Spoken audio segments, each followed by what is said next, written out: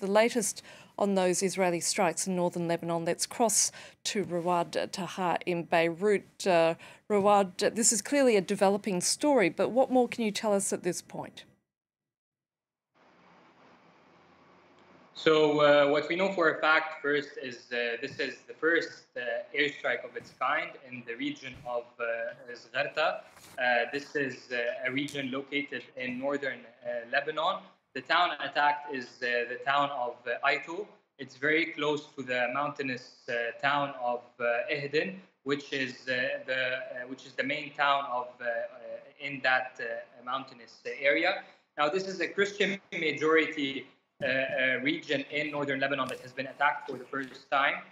Also important is to mention that it is considered a political stronghold for Hezbollah's main ally, Sleiman Frangieh, and their presidential candidate for the presidency of Lebanon. So the area of Ehden and Zgharta is considered a major stronghold for Sleiman Frangieh, and perhaps his only stronghold in the country. The attack was on a four-story building, which left at least 18 dead, mostly civilians, according to the latest updates from the Lebanese Red Cross. Who was the target of that airstrike is still unclear, but the number of those casualties indicates that there is a significant number of civilian casualties. According to preliminary information, those located in that house are people who were internally displaced from the southern part of Lebanon, and they seek refuge in that town where they rented that house. This is according to preliminary information.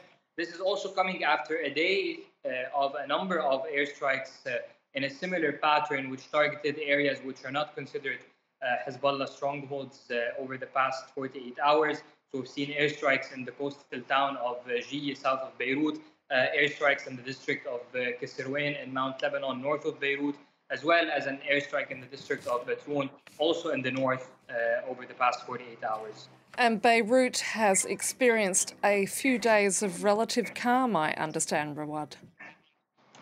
Indeed. So the last airstrike in Beirut was around 72 hours ago, roughly 3 days ago, if not more.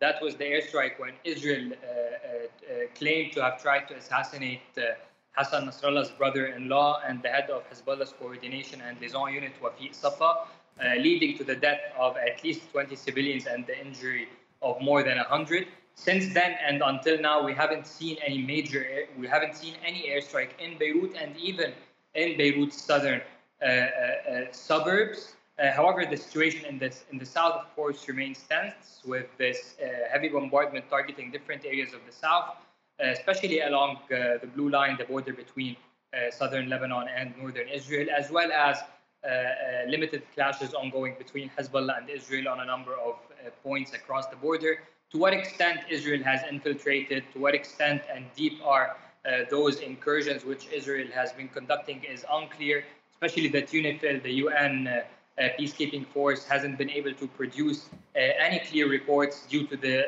situation on the ground, given that it is unsafe for its vehicles and personnel to operate alongside the border during such conditions.